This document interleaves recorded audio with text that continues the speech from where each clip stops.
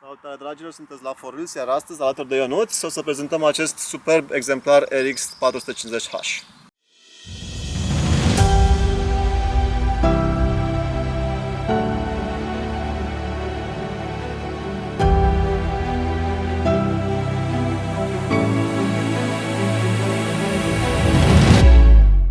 Johnny, tu ești un admirator al nostru încă de când a apărut 4Wheels. Apropo, am făcut și noi un anișor. Te-am invitat să petreci o zi alături de noi și de acest exemplar minunat japonez, să vezi cum facem materialele, să vezi ce simțim noi și mai ales să și testezi mașina. Îți urez multă baftă! Mulțumesc și sunt sigur că va fi o zi super fan alături de voi. Să sperăm!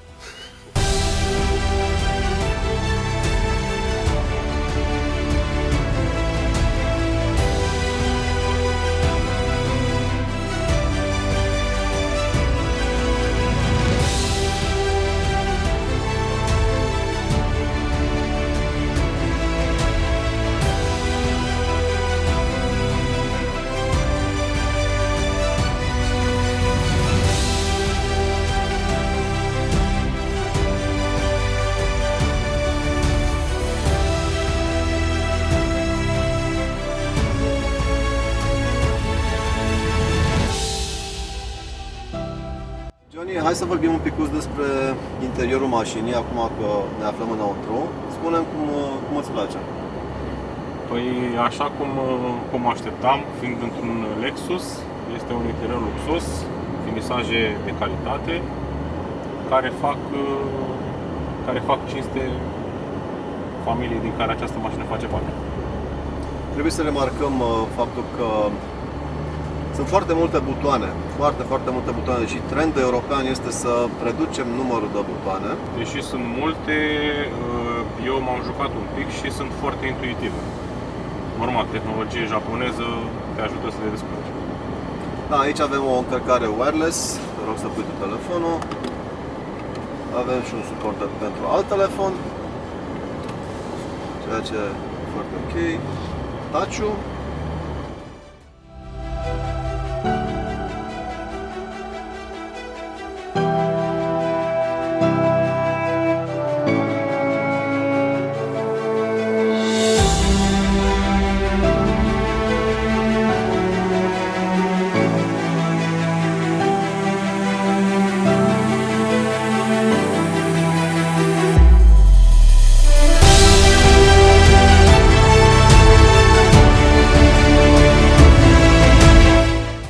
Mă gândeam că pentru a simți mai bine mașina, uite, să căutăm un loc unde putem opri cu proximă ocazie și să treci la volan, ca apoi să ne povestești cum ți se pare că este acest RX, ok?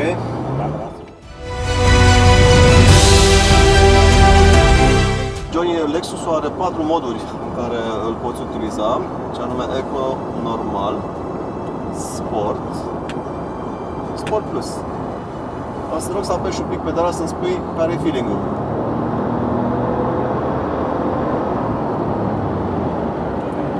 Fiind un benzinar, nu simțim același cuplu pe care îl simțim la motoarele diesel, motoare și mașini cu care eu sunt obișnuit. Vorbești de cuplu motor este 235 de Nm,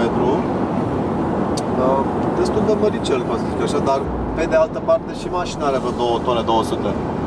Am vrut să explică. Da, corect.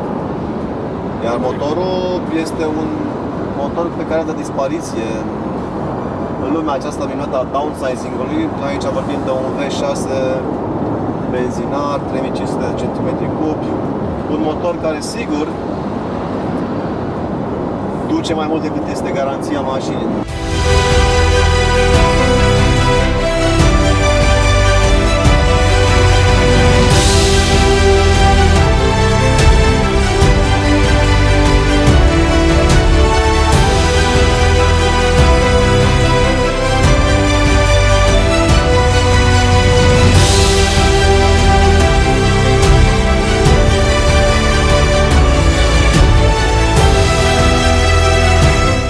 Garanția mașinii este de 6 ani cu 200.000 de kilometri, iar pentru baterii și motorul, partea de hibridizare, 10 ani. Deci tu știi că 10 ani, bateriile astea o să-și facă treaba foarte bine. Eu 10 ani pe parte de mecanică electrică ar trebui să stau liniștit dacă achiziționez un Lexus. Dacă ai avea mai exact 82.700 de euro începând, da, fiind calitate japoneză și tehnologie Toyota, sigur nu o să ai probleme în perioada de garanție și nici după. Scaunele cum ți se par? Scaunele sunt confortabile, adaptate la interiorul spațios al mașinii. Ce îmi place foarte mult este că avem partea și de încălzire și ventilație automată în scaune, care chiar îți oferă un confort sporit atunci când conduci această mașină.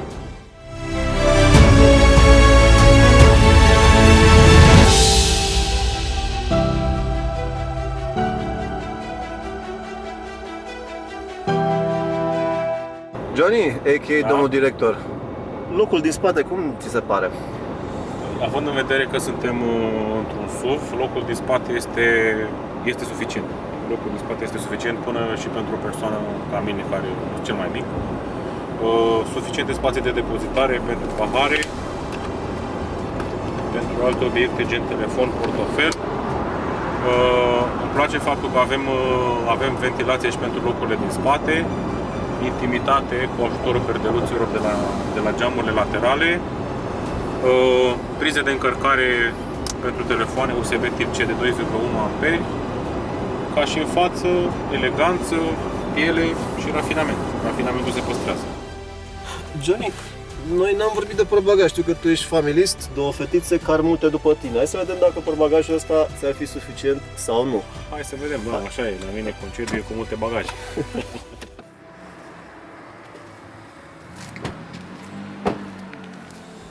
Hai să vedem.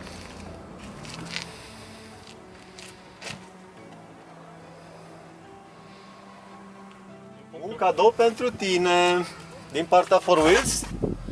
Primele noastre articole promoționale. Vă mulțumesc frumos! Cu drag. Vă mulțumesc! Te rog să ne arăți și nouă ce ai primit. Avem aici o cană cu 4Wheels. It's ok așa. Așa sau așa? Sau așa? Sau așa, da? Iar sub cărțile de vizită avem un tricou 4Wheels. Primul nostru tricou 4Wheels. Ce frumos! Îl porți cu plăcere. Mulțumesc! Chiar va fi purtat cu plăcere, vă asigur de asta. Hai să vedem cât de mare e portbagajul, ca să continuăm. Deci în primul rând avem, ia te rog cana că e păcat de ea. Corect. De desubt avem roată de rezervă normală, asta din cauza faptului că bateriile se află sub banchetă și putem rabata de aici 2 pe 3 sau 1 pe 3. Acum tu, fiind familist și având o mașină break de familie, ce părere ai? Din punctul meu de vedere, spațiul în portbagaj este suficient. Acum rămâne la latitudinea fiecăruia să comenteze sau să analizeze lucrul ăsta. Eu spun că e suficient. La aproximativ 500 de litri, cam cât văd eu că sunt aici, eu zic că te descurci. Un pic peste 500, da. Un pic peste 500, da, eu zic că te descurci să mergi în concediu.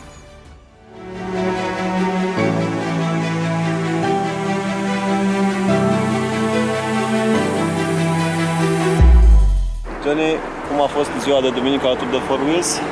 Așa cum așteptam, a fost o zi super fan, cum am spus și la început. O zi în care am descoperit o mașină într-adevăr luxoasă, o mașină care atrage atenția.